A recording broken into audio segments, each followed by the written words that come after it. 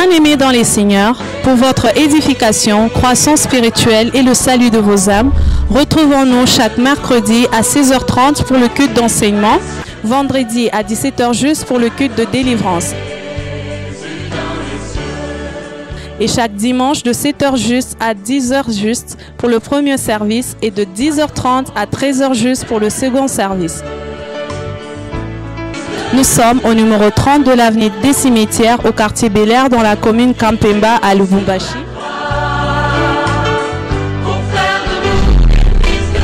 Cordial bienvenue à l'église Bread of Life Congo, paroisse mère, et que Dieu vous bénisse.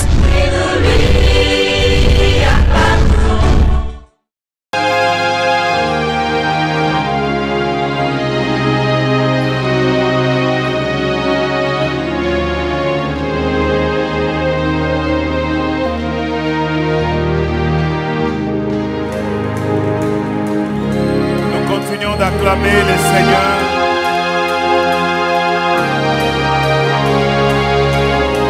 Pendant que tu acclames, tu dis Seigneur, touche-moi aussi. Touche-moi. Touche-moi. Touche-moi, Seigneur.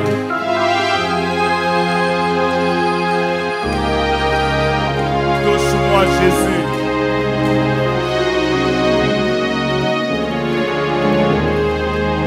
Seigneur, merci, que Dieu vous bénisse,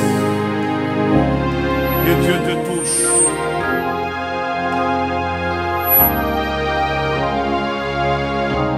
Que tu sois concerné par la bénédiction de Dieu.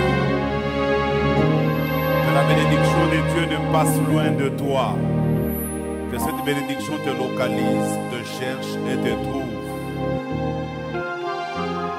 Merci, que Dieu vous bénisse. Je vous salue tous dans le nom de Jésus. Et je vous souhaite un très bon dimanche. Et je vous présente le thème, le titre de ce matin. Je l'ai intitulé La présentation divine. La présentation divine. Matthieu chapitre 16. Nous lirons à partir du verset 13 jusqu'au verset 20. Matthieu chapitre 16, du 13e au 20e verset.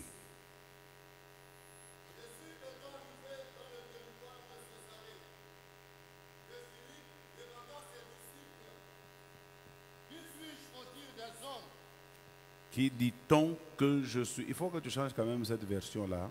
Comme tu lis pour nous tous, qui dit-on que je suis, moi, le Fils de l'homme? Il répondit, les uns disent que tu es Jean-Baptiste. Jean-Baptiste. Les autres, Élie. Élie. Les autres, Jérémie. Jérémie. Ou l'un des prophètes. Ou l'un des prophètes. Et vous, leur dit-il. Et vous.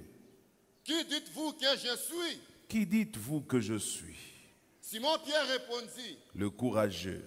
Tu es le Christ, le Fils du Dieu vivant.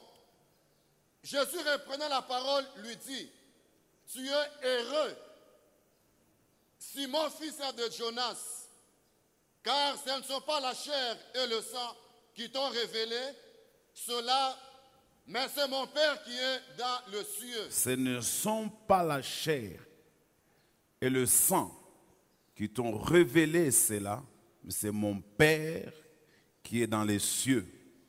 Et moi, je te dis que tu es Pierre. Et moi, je te dis que tu es Pierre.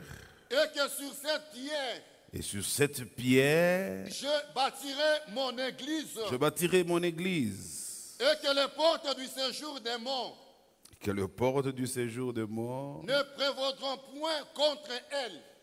Ne prévaudront point contre elle. Je te donnerai les clés du royaume des cieux. Oui.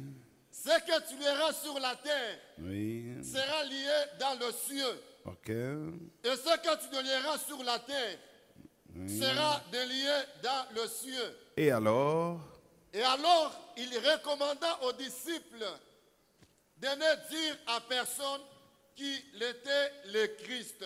Merci, que Dieu vous bénisse. Nous avons toujours entendu parler de ces passages, mais aujourd'hui, je voudrais ressortir un autre aspect dans ce passage. Dans ce passage, quand nous lisons, conformément au thème que je dis, la présentation divine, c'est-à-dire que Dieu te présente.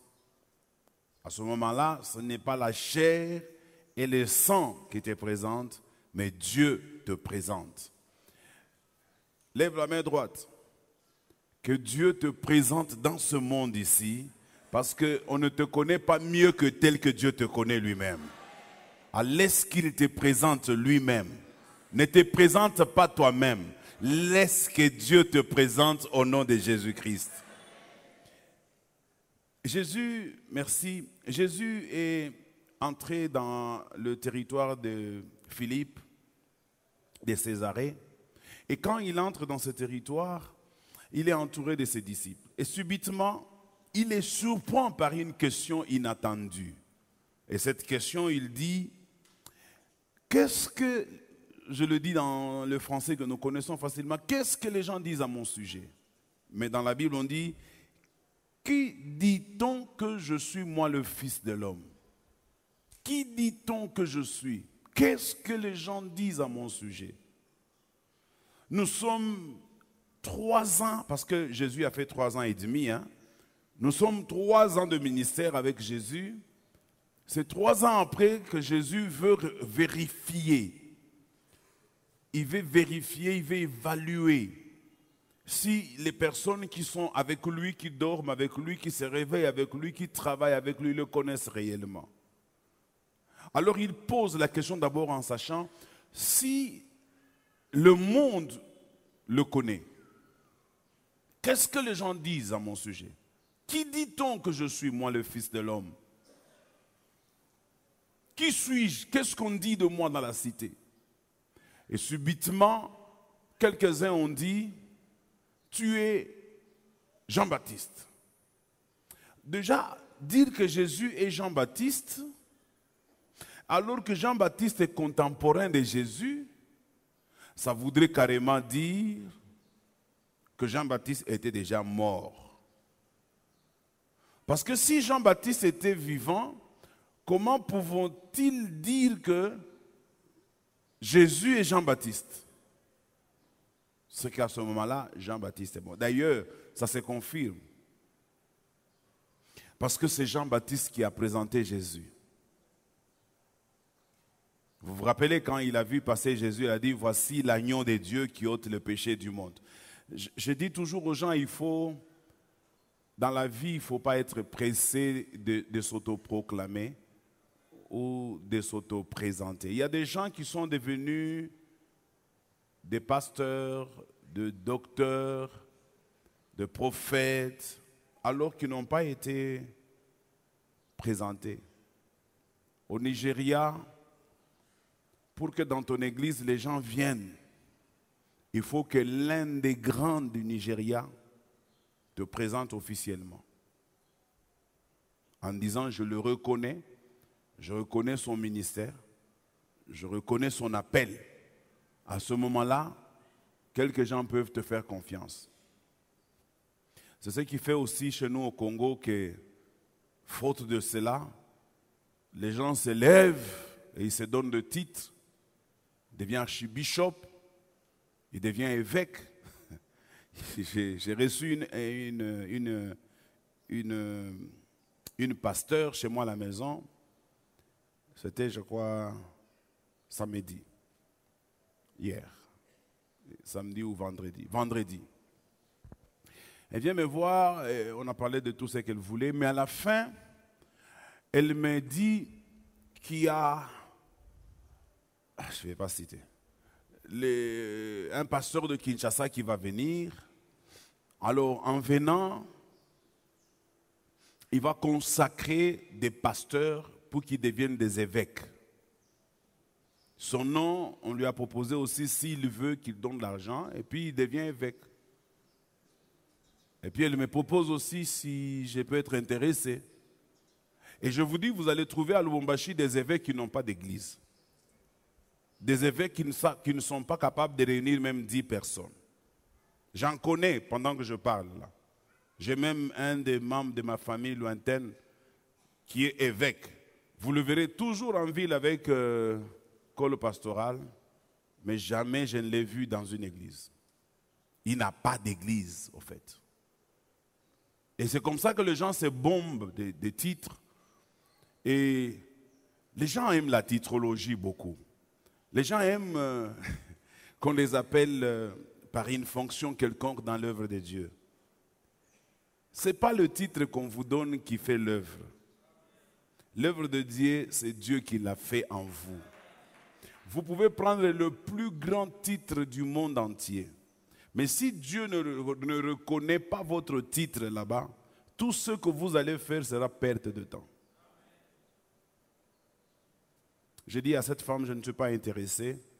Je me sens bien dans ma peau de pasteur. Et dans la mesure où Dieu continue à m'utiliser, je ne vois pas où est le problème. Elle dit non, c'est question, tu vois, comme tu commences à voir des pasteurs aussi à gauche et à droite, il ne faut pas que tu sois confondu avec les autres pasteurs. Je dis non. Ce qui va faire que je ne sois pas confondu avec les autres pasteurs, c'est le travail que je fais avec Dieu. C'est Dieu qui va le confirmer.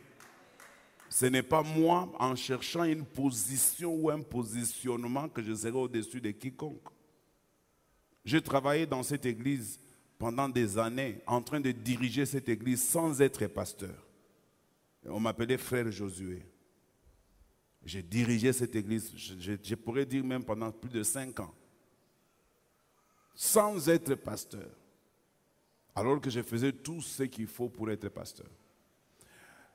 Je préfère, bien-aimé dans le Seigneur, que toi aussi tu prennes cette attitude-là. Surtout la génération qui vient là. C'est une génération qui a la démangeaison des titrologies. Il ne faut pas... On a un petit à moi, ben attaque archibishop, nangara miaka yake. Kenye mana muti archibishop aone. Papa sipo nangara ona miaka yenye unafanya mkazi ya Mungu, kisha na maexploit usha kufanya kwa mkazi ya Mungu. Unatokelea tu du jour au lendemain comme ça, unakuya archibishop, évêque. Et puis comment tu regardes dans mon Bible, ces titres-là ne sont même pas des titres bibliques. Parce que normalement, évêque dans la Bible, c'est l'équivalent de diacre ou d'ancien de l'église. Comment un ancien peut être au-dessus des pasteurs? Même bishop c'est évêque en anglais. Comment se fait-il que bishop veut dire tu deviens au-dessus de pasteur? C'est une folie de grandeur que les gens se cherchent des titres comme ça. Alors, ils disent à Jésus, je reviens au texte, que tu es Jean-Baptiste. Quelqu'un d'autre dit, non, moi j'ai entendu, on a dit que tu étais Élie. Un autre dit, non. Ils n'ont pas dit que tu étais Élie, ils ont dit que tu étais Jérémie.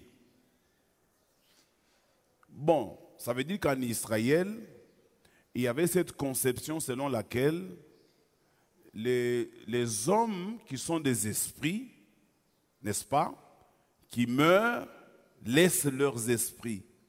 C'est comme ça, par exemple, quand vous lisez dans la Bible, on dit, avant que le Messie ne vienne, il fallait d'abord que Élie vienne. Donc Élie, là dont on parlait, c'était l'esprit qui était sur Élie, qui devait venir pour préparer le chemin. Mais la Bible dit que Élie est déjà venu. Et quand Jésus parlait d'Élie qui est déjà venu, il faisait allusion à Jean-Baptiste. Jean-Baptiste a servi de l'esprit d'Élie. Alors, Jean-Baptiste va présenter Jésus, voici l'agneau de Dieu qui ôte les péchés du monde. Et quand il va l'introduire dans l'eau, automatiquement une voix va se faire entendre du ciel en disant, celui-ci est mon fils en qui j'ai mis toute mon affection, écoutez-le. Ça veut dire, Dieu présente Jésus. La présentation, la première que Jésus a bénéficiée, c'était celle de Jean. La deuxième est venue directement de Dieu. Vous savez, à l'époque, quand nous, on était des chrétiens nouveau-nés, dans les églises, pour que quelqu'un soit consacré diacre, ancien, on devait d'abord entrer dans la prière et Dieu devait parler. Même si les hommes proposent, mais il fallait qu'on attende que Dieu aussi parle. Je pense que cette chose-là est très importante, que l'Église puisse comprendre cela. Alors, je reviens au texte. Jésus leur pose maintenant à eux la question, et vous-même, qui dites-vous que je suis? Moi, le Fils de l'homme. Qui suis-je? Il y a un petit silence, et puis brusquement, Pierre va prendre la parole pour dire, tu es le Christ, le Fils de Dieu vivant. Et Jésus reprend la parole en disant, ce ne sont pas la chair et le sang qui t'ont révélé cela, mais c'est mon Père qui est dans le ciel qui t'a révélé cela. Ça veut dire qu'il y a des choses que tu ne peux comprendre que quand Dieu te révèle. Et pour comprendre aussi la dimension dans laquelle une personne à côté de toi est en train de travailler, il faut que Dieu te révèle. Il faut que Dieu te révèle sur ton pasteur. J'ai beaucoup de gens ici dans cette église à qui Dieu a déjà fait la grâce de recevoir cette révélation. Mais si toi tu ne l'as pas encore reçue, tu en as besoin, je crois. Parce que si tu n'en as pas besoin, tu seras tâtonnant et tu te laisseras emporter par les vents. Laisse Dieu te présenter.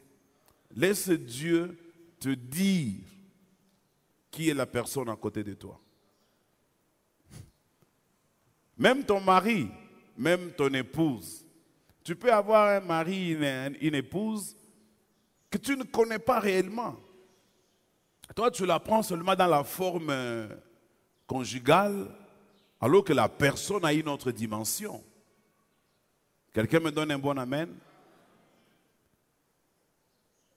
Donc, Jésus dit, ce ne sont pas la chair et les sangs qui t'ont révélé cela, c'est mon Père qui est dans les cieux qui t'a révélé cela. Il fait aussi quelque chose. Il dit, Simon, fils de Jonas. Regarde comment il l'appelle. Simon, fils de Jonas. Ce ne sont pas la chair et le sang qui t'ont... Il appelle d'abord Simon, fils de Jonas. Et puis, il fait découvrir à Pierre que tu n'es pas Simon, tu es Pierre. Il dit, tu es Pierre. Sur cette pierre, je bâtirai mon église. Il est en train de dévoiler aussi en même temps à Pierre qui n'est pas Simon. Parce que Simon, en hébreu, ça veut dire flottant. Quelque chose qui n'est pas stable. Et vous allez constater que le long de la vie de Pierre, cette instabilité l'a accompagné. Mais quand il prend l'appellation de Pierre, vous sentirez tout de suite là qu'il devient solide et il devient inébranlable. Et vous allez vous rendre compte que Pierre, ça veut dire roc, ça veut dire rocher, est tout à fait le contraire de Simon, qui est le roseau flottant. Quelqu'un me donne un bon amen?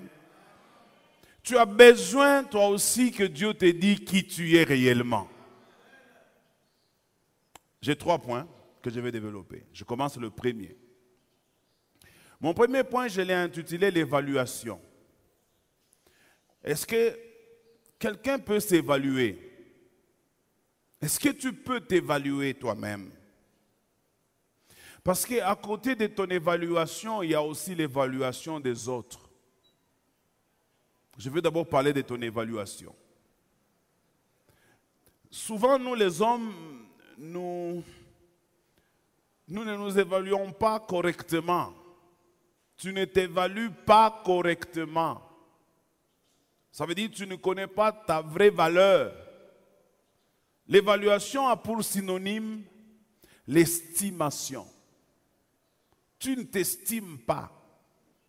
Tu ne connais pas ta valeur. L'estimation veut dire connaître la valeur d'une chose, l'importance d'une chose. Souvent, nous sommes là, mais nous faisons une mauvaise estimation de nous. Pourquoi? Parce que pour la plupart du temps, nous écoutons l'évaluation que les autres font de nous.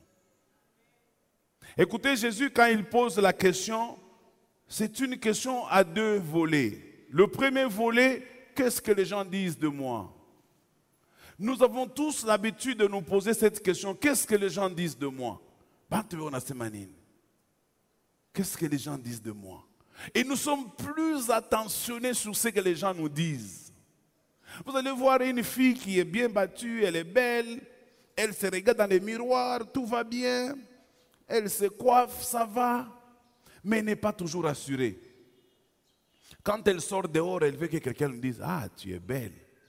Elle croit plus à ce qu'on lui a dit par une personne qu'à ce qu'elle-même a vu dans le miroir. Et c'est comme ça que la plupart d'entre nous, le diable ayant découvert cela, il a commencé à nous manipuler. Il a commencé à mettre des gens autour de nous qui nous disent des choses qui ne sont pas vraies. Tu t'imagines une fille, elle n'est pas belle, elle-même sait qu'elle n'est pas belle. Mais quand tu lui dis, tu es très belle, hein? Elle dit, merci. Tu dis merci, pourquoi? Parce que tu sais que tu n'es pas belle. Regarde comment l'appréciation ou l'évaluation des autres peut nous influencer. Et dès qu'on lui dit ça, elle change même d'attitude. Hein? Il m'a dit que je suis belle. Si ça fait 2, 3, 4 personnes qui lui disent la même chose, c'est fini. Elle est belle. Mais dans la vie, il y a aussi des gens qui sont vraiment des méchants. Lui, au lieu de te dire, même de te flatter que tu es belle, il peut te dire en face comme ça que toi, tu n'es pas belle. Tu vois, toi, tu es moche. Alors, comme tu es moche là, il faut commencer à faire tes attentions. Et surtout les parents. Les parents ont l'habitude de dire à leurs enfants ce qu'ils voient de leurs enfants.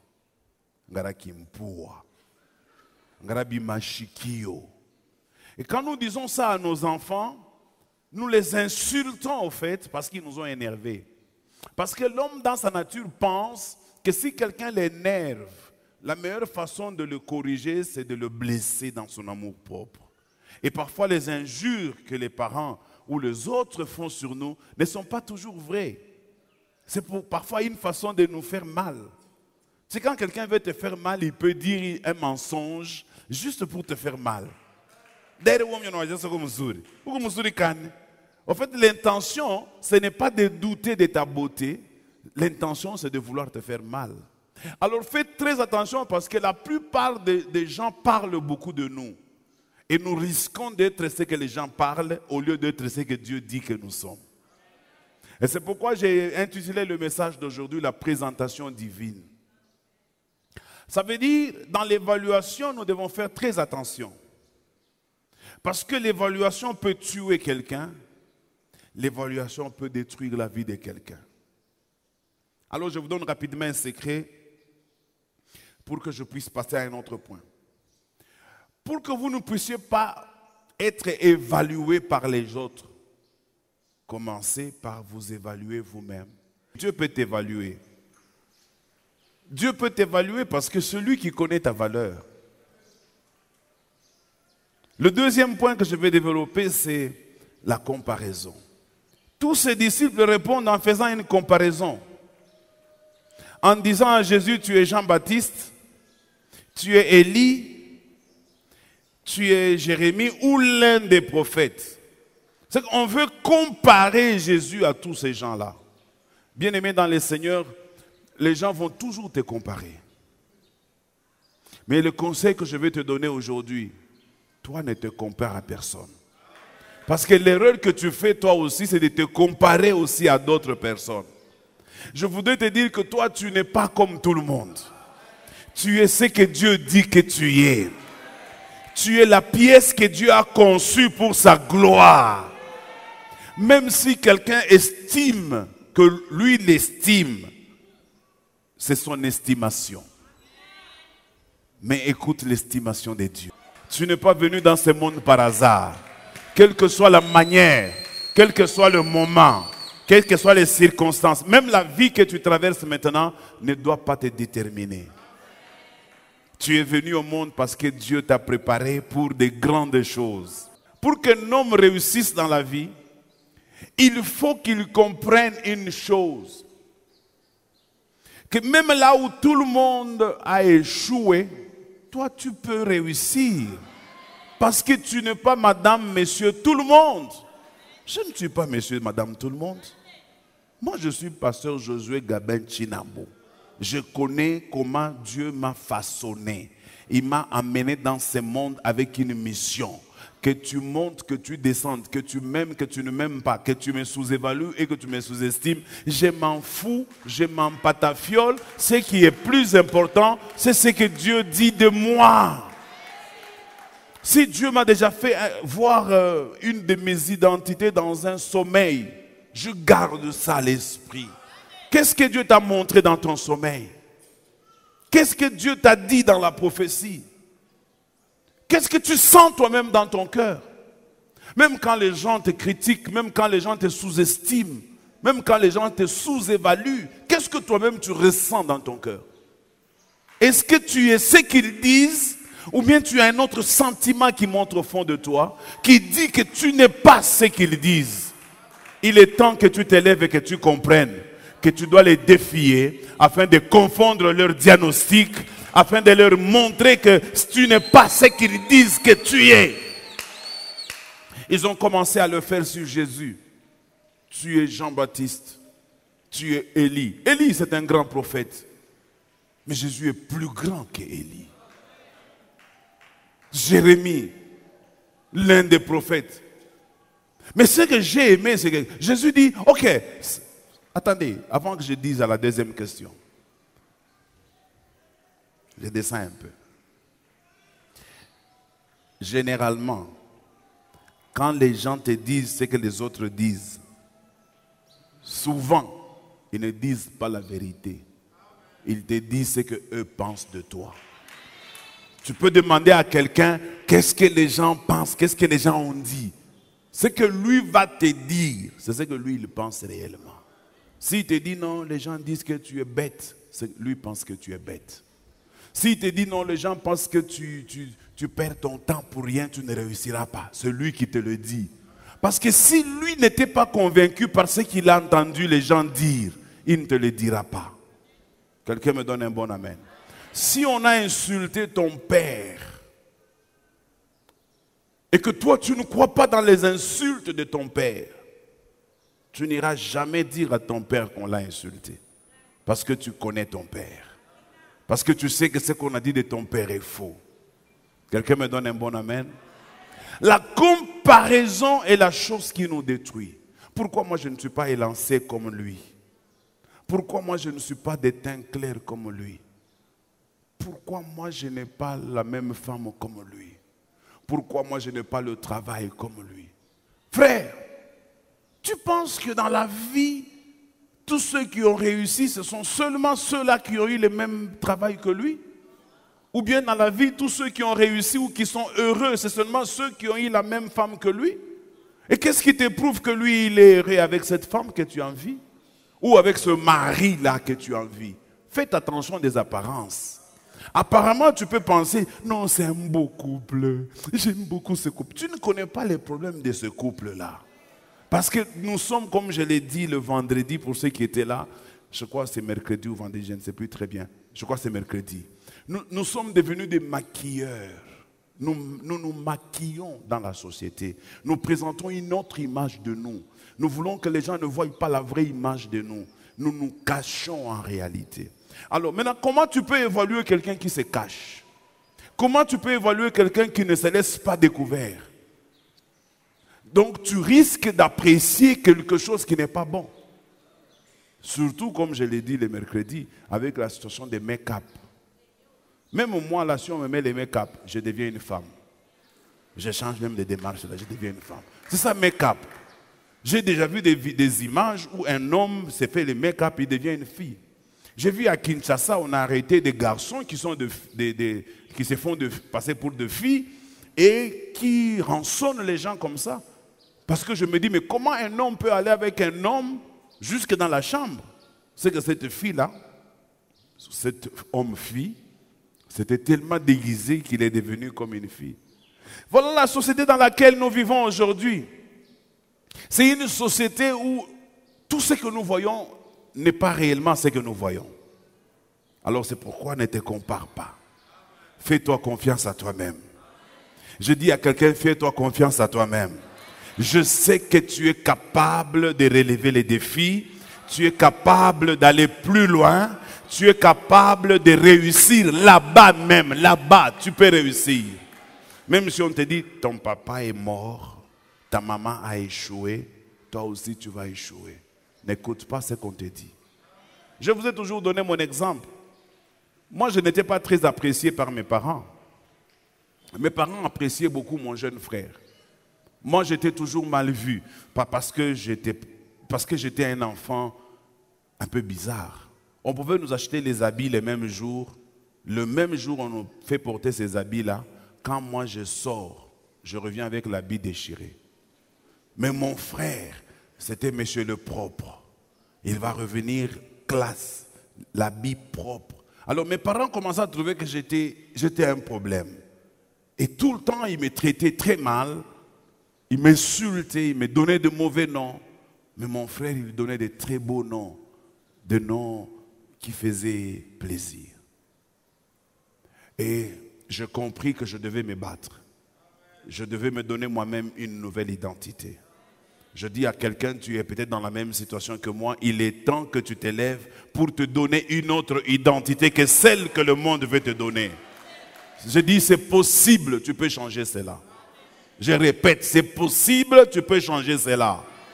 Les vrais hommes sont ceux-là qui peuvent changer leurs circonstances, même si les circonstances ne sont pas favorables. Je veux dire quelque chose. Dans la comparaison, il y a quelque chose que je sens qu'il faut que je te dise avant que je ne passe. Souvent, nous avons des modèles, n'est-ce pas? Chacun de nous a un modèle. Est-ce qu'il y a quelqu'un qui a un modèle ici? Si tu n'as pas de modèle, tu me fais peur. C'est normal d'avoir un modèle. Un modèle, c'est une référence. C'est-à-dire, je ne me compare pas à cette personne, mais je voudrais, dans ma vie, suivre au moins cette lignée-là. Chacun doit avoir un modèle qu'il poursuit. Je veux être comme tel. Si tu es, par exemple, footballeur, tu peux te dire, je veux être comme Cristiano. Je veux jouer le style de Cristiano, ou je veux jouer le style de Messi, ou je veux jouer le style de Ibrahimovic. Ce sont des joueurs que je cite. Et en t'entraînant, en suivant un style, il arrivera un moment où tu dois te démarquer de ton modèle pour te façonner aussi un modèle à toi. Maintenant, il y a des gens qui sont restés focalisés derrière leur modèle. Ils veulent devenir des copies conformes de leur modèle. C'est une erreur. Vous ne deviendrez jamais la copie conforme de votre modèle. Parce que votre modèle reste original. Toi, tu fourniras des efforts pour devenir comme lui, mais lui ne fournira pas d'efforts pour devenir comme lui. Parce qu'il est lui, il est naturel. C'est qu'à un moment donné, il peut te servir d'un bon départ, mais à un autre moment, il faut que tu te détaches de lui et que tu te crées aussi un modèle. Et ton modèle que tu vas créer, il faut qu'il soit inspiré sur les choses que tu ressentes dans ton ventre, sur des choses qui montent dans ton cœur. Ça doit venir de l'intérieur de toi. J'ai la ferme conviction que Dieu a mis en chacun de nous quelque chose qui est caché au-dedans de lui. Mais il faut faire un effort pour le faire monter afin que ça puisse apparaître. Et quand ça va apparaître, les gens te connaîtront tel que tu es. Tu me donnes un bon amen. Ton mari peut dire que tu es une mauvaise femme, ce n'est pas un problème. Mais concentre-toi bien. Tu peux prouver à cet homme que tu es une bonne femme. Ta femme peut dire que tu es un mauvais mari. Concentre-toi bien. Tu peux prouver. Moi, ma femme, j'aurais bien voulu qu'elle soit là. À un moment donné, elle me comparait avec d'autres personnes. Tel, il a fait ça pour sa femme. Tel, il a fait ça pour sa femme. Tel, il a fait ça. Je dis, ah bon? Donc tu veux me sous-évaluer parce que je n'ai pas fait ce que l'autre a fait pour sa femme. Je dis ok, un jour viendra. Je vous ai raconté cette histoire. Un jour viendra. je te promets, moi, je vais acheter une voiture. Toi, mes enfants, dans la voiture. Et je serai en train de rouler ça. Elle dit, elle me regarde comme ça. Au début, j'ai vu dans ses yeux comme si elle avait cru. Et puis, quand le raisonnement humain est revenu, elle a dit, ce sont des utopies. Ça m'avait beaucoup touché. Mais j'ai tenu à ce que je ressentais. Et un jour, elle était dans ma voiture. On était avec les enfants. Je me suis rappelé de ça. Je lui ai dit, tu es en train de vivre mes utopies maintenant. Même si les gens ne croient pas en toi, crois en toi-même. Même si les gens ne t'encouragent pas, encourage-toi toi-même. Même si personne ne te soutient, soutiens-toi toi-même. C'est possible, tu peux te soutenir toi-même. Tu te regardes dans le miroir, tu t'appelles par ton nom. Joli, tu réussiras. Même si tu vois quelque chose qui est un peu contraire à ce que tu confesses, tu dis joli, tu réussiras. Joli, faux. Moi j'ai des faits, quand je suis en difficulté, je me parle à moi-même. Je dis tiens bon, tu réussiras. Et je commence à me vanter moi-même.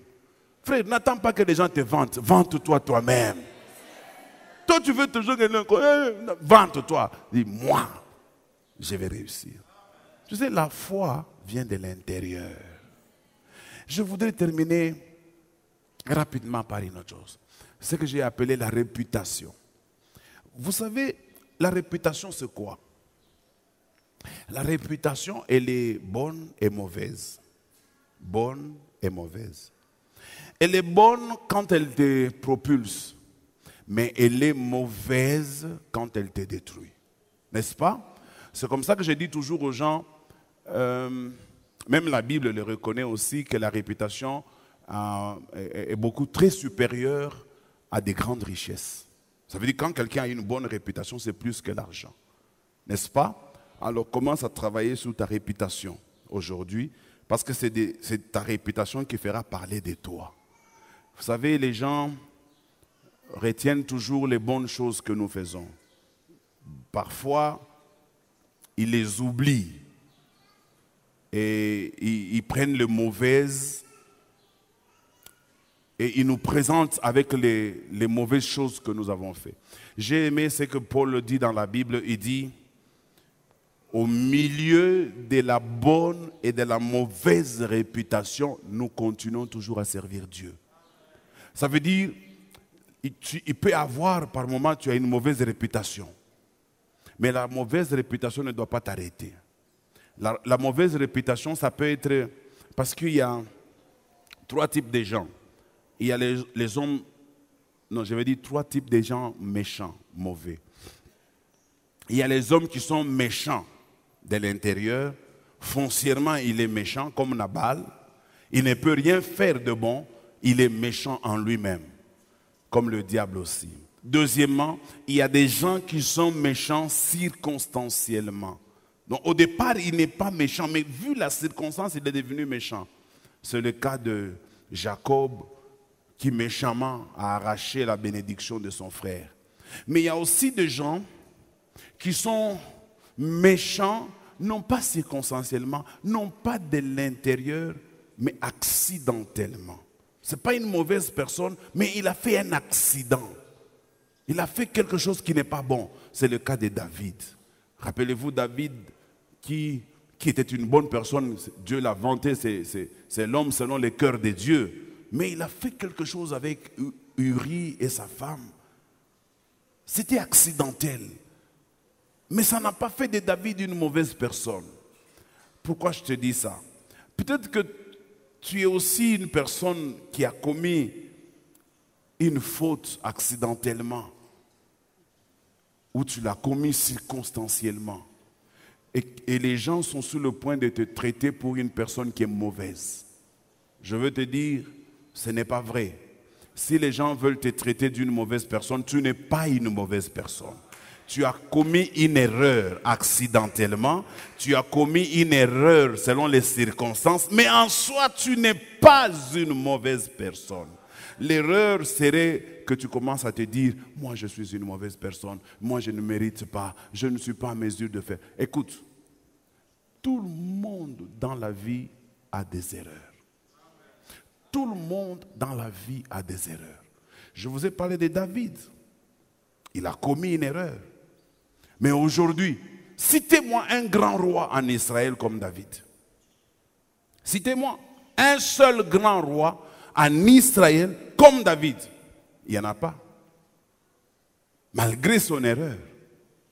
Et je peux vous donner beaucoup de cas comme ça dans la Bible. Même Joseph, il a eu aussi des erreurs. Même si je prends Daniel, tous les grands de la Bible, même de la vie, ont des erreurs. Parfois, quelqu'un peut épouser une mauvaise femme, c'est une erreur. Et cette mauvaise femme le détruit carrément dans sa vie. C'est une erreur. Mais tu peux toujours te relever de tes erreurs. Celui qui pense qu'une erreur peut l'enterrer, il est en train de commettre une faute. Il est en train de commettre une erreur. Je dis, une erreur ne doit pas t'entraîner dans la défaite et dans la désolation. Relève-toi ce matin parce que ce message te concerne. L'erreur ne te définit pas. Tu me donnes un bon amen. L'erreur ne te définit pas. Je ne peux pas être défini par une erreur que je commise. Non. Je suis une autre personne au fond de moi-même. Tu es une autre personne au fond de toi-même. Alors ne laisse pas les gens te coller une étiquette. Relève-toi, bats-toi. Même si tu arrives quelque part, on ne t'accepte pas à cause de ton erreur, change de milieu. Va vers des personnes qui vont t'accepter. L'erreur serait de rester là où on te rappelle ton erreur. Tu as écouté? L'erreur serait de rester là où on te rappelle ton erreur. Ce qui est bien, c'est d'aller chercher un autre environnement avec de nouvelles personnes qui vont t'accepter. Vous prenez le cas de Jephthé. Né d'une femme prostituée. Ses propres frères ne l'acceptent pas. Il le rejette. Il le chasse de la maison de son père en disant, toi tu ne peux pas hériter avec nous parce que tu es issu d'une prostituée. Jephthé est allé, il a trouvé des gens qui ont cru en lui. Des gens qui sont restés autour de lui. Des gens qui n'ont pas commencé à lui rappeler constamment son erreur ou la manière dont il est né. Un jour, les mêmes personnes qui ont chassé Jephthé sont allés le chercher. Ils sont allés le chercher pourquoi? Parce qu'ils ont appris que Jephthé n'a pas abandonné. Jephthé n'a pas croisé le bras. Jephthé s'est fait entourer d'autres personnes qui croyaient en lui. Fais-toi entourer des personnes qui croient en toi. Tu réussiras. Si tu ne m'aimes pas, garde ton cœur, garde ta méchanceté. Mais moi, j'ai besoin de quelqu'un qui m'aime afin que je puisse avancer. J'ai besoin de quelqu'un qui m'encourage. C'est pourquoi Jésus a dit à Pierre, tu es Pierre, sur cette pierre, je bâtirai mon église. Parce que les autres voulaient faire de moi Jean-Baptiste, ils voulaient faire de moi Élie, ils voulaient faire de moi l'un des prophètes. Mais je ne suis ni Élie, ni Jérémie, ni Jean-Baptiste. Toi, comme tu m'as révélé ce que je suis, ce ne sont pas la chair et le sang qui t'ont révélé cela, c'est mon Père qui t'a révélé que je suis le Christ, le Fils de Dieu vivant. Toi aussi, tu n'es plus Simon, tu es Pierre. Sur toi là, je bâtirai mon église. On a besoin de gens qui croient en nous. On a besoin de gens qui croient en nous. Regarde à gauche, regarde à droite. Qui croit en toi? Si tout le monde ne croit pas en toi, va chercher les gens qui croient en toi. Vous qui êtes mariés, faites attention. Quand vous êtes en couple et que vous ne croyez pas l'un dans l'autre, c'est très dangereux. Parce que l'autre risque d'aller chercher la personne qui croit en lui. N'ayez pas l'habitude de toujours critiquer ta femme ou ton mari. Oui, il faut bouler. Ah, il faut aller là-bas, mais beauté. C'est que on a pu marquer la beauté. Ah, mais parce que pour évaluer, il y a 3 étapes dans l'évaluation. Définir, mesurer et puis délibérer. Si tu définis, tu mesures, tu as mesuré avec quoi? Pour dire que moi je ne suis pas comme tous les hommes. Ah. On est venu de Bambishaka Mwebinyo. Non, non, on a fait comme ça, on bengine. Maman. On a mesuré, nanan. Hein? Asa moi, mon dara makanisa kanisa ingine. Bon, on a makanisa toi. Amona tu, kama unaanza kula mampishi ya kuachana, utakuwa na problem ya mesure. Kuri ya mpishi moya. Comme les balobakati disent Jakimo Uyuke Kyofwe. Ça veut dire mange une seule chose afin que tu saches qu'est-ce qui te tue. Tu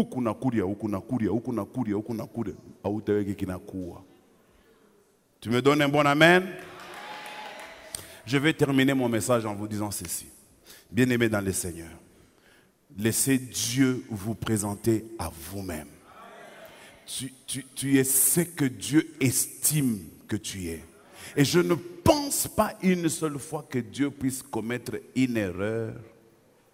Je ne pense pas en te créant. Tu n'es pas venu au monde par accident. Mais ça, remets ça toi dans les cœurs. Même si tu n'es pas beau de visage, Dieu t'a donné ce visage-là afin de confondre les personnes qui sont belles. Écoute ce que je dis bien. Ça veut dire Dieu va te donner des choses que les belles personnes n'ont pas réussi. Afin que quand les belles personnes vont te regarder, qu'ils se demandent, mais Anna belle, mais comment se fait-il qu'elle a obtenu ces choses que nous qui sommes belles, nous n'avons pas réussi à atteindre? Et ils sont gaillards, ils sont costauds, ils ont fait des études universitaires. Mais Dieu t'a pas permis à toi d'étudier les études universitaires. Et puis tu es de courte taille. Ne te fais pas un problème. Ne cherche pas des bottines pour te lever. Reste tel que Dieu t'a créé. Dieu fera de toi. Et que les gens qui sont autour de toi, ils vont se poser la question de savoir pourquoi Dieu n'a pas fait ça avec moi. Pourquoi il a fait avec cet homme-là. Dieu fera ça avec toi. Afin de confondre ceux qui croient qu'ils sont quelque chose. C'est ça le Dieu que nous servons. C'est le Dieu qui prend les choses qui sont viles. Il confond les choses qui sont sages. Il prend les choses qu'on rejette afin de leur donner de la valeur. Il dit de la poussière, je retire l'indigent. Afin de le faire asseoir avec les grands. Je retire le pauvre de la fumée. Afin de le faire asseoir avec les grands de son peuple. Les gens vont se dire, il n'y a pas de gens comme toi ici. Tu dis, le problème, ce n'est pas les gens comme moi. Le problème, c'est que j'ai réuni toutes les conditions pour être là. J'ai réuni toutes les conditions pour être là. Tu seras quelque chose que Dieu va utiliser pour choquer certaines personnes. Ta bénédiction va choquer certaines personnes. Des choses que Dieu fera avec toi, ça va choquer certaines personnes. Parce qu'ils ne vont pas les comprendre mathématiquement. Ils ne vont pas les comprendre logiquement. Ils ne vont pas les comprendre en âme et conscience. Parce que ce que Dieu fera de toi, il ne l'a jamais fait avec quelqu'un de ta taille. Il ne l'a jamais fait avec quelqu'un comme toi. C'est la raison pour laquelle Dieu t'a créé tel que tu es. Ne te laisse pas sous-estimer au nom de Jésus. Ne te laisse pas minimiser au nom de Jésus. Les gens auront toujours tendance à t'écraser, mais ne te laisse pas écraser, mon frère. Les gens auront toujours tendance à vouloir te ridiculiser. Ne te laisse pas ridiculiser, mon frère. Ils auront toujours tendance à parler de toi d'une mauvaise réputation. Ne te laisse pas faire au nom de Jésus-Christ. Ne te laisse pas faire. Ils t'enterrent, sors de l'enterrement. Ils te mettent dans un trou, sors de ce trou-là. Ils te mettent dans un placard, ouvre le placard et sors. Ils mettent un béton sur toi, commence à ronger le béton jusqu'à ce que tu sortiras. Et quand tu sortiras, ils se diront, mais par où est-ce qu'il est passé? J'ai dit, tu passeras. Avec l'aide de Dieu, tu passeras. Tu passeras. Ils ne t'attendaient pas là, mais ils te verront là-bas. Ils ne te faisaient pas confiance, mais ils verront que Dieu te fait confiance. Je dis qu'à quelqu'un, Dieu te fait confiance. Laisse Dieu lui-même te présenter à lui. Dieu, il est fier quand il te voit. Dieu, il est fier quand il t'a créé. Il dit à Gédéon, tu n'es pas le plus pauvre de ta famille. Tu n'es pas le plus petit de ta famille. Moi, je te vois comme un vaillant héros. Je dis à quelqu'un, tu es un vaillant héros. Que Dieu te bénisse parce que tu es un vaillant héros. Oh, j'aimerais être ce que Dieu dit que je suis. Je refuse que le monde puisse m'enterrer dans leur évaluation. Je voudrais demeurer ce que Dieu dit de moi que je suis. Lève les deux mains et tiens-toi debout. Je vais libérer une prière pour toi. Je vais libérer une prière pour toi. Je crois dans ces choses que je prêche. Je dis, je crois dans ces choses que je prêche. Si cette église est devenue ce qu'elle est, c'est parce que j'ai refusé d'être enterré. Le visionnaire de cette église a dit qu'il avait fermé cette église. Il nous avait même dit, je ne sais pas si vous allez réussir, mais de toute façon, pour nous, on a déjà fermé cette église. J'ai appelé les jeunes hommes qui sont là. Je leur ai dit, on ne va pas se laisser enterrer. On ne va pas se laisser enterrer. On va leur montrer que Dieu n'habite pas en Zambie, Dieu habite au ciel. Et aujourd'hui, on leur a démontré que Dieu n'habite pas là-bas, il habite au ciel. Et nous ne sommes jamais allés leur demander de l'argent. Maintenant, c'est eux qui sont dans l'étonnement. Ils se disent, mais comment ils ont réussi? Eh bien, nous avons réussi parce que Dieu nous a créés pour vous choquer. Tu as été créé pour choquer la vie de quelqu'un. Ah, est-ce que tu peux bouger un peu en disant, j'ai été créé pour choquer mes adversaires? Tu as été créé pour choquer certaines personnes. Tu vas les choquer, je te dis. Ta bénédiction va les choquer. Ton mariage va les choquer. Ton travail va les choquer. Ton élévation va les choquer. Ton mari va les choquer.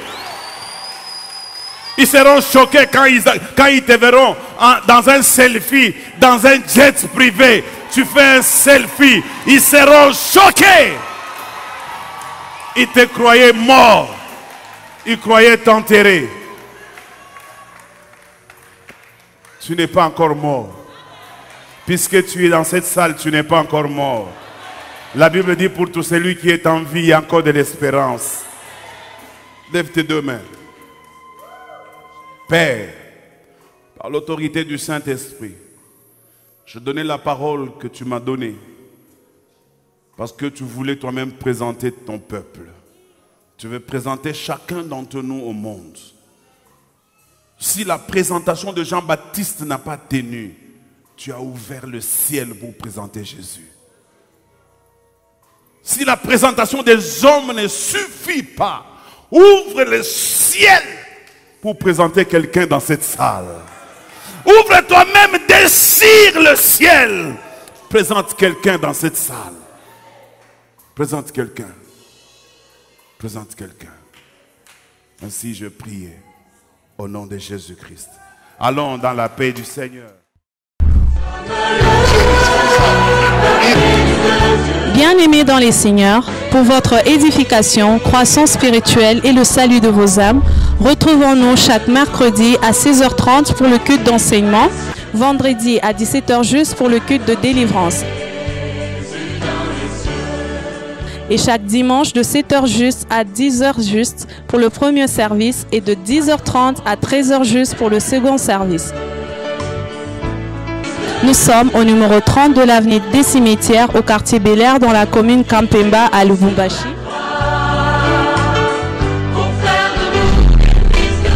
Cordial bienvenue à l'église Bread of Life Congo, paroisse mère, et que Dieu vous bénisse.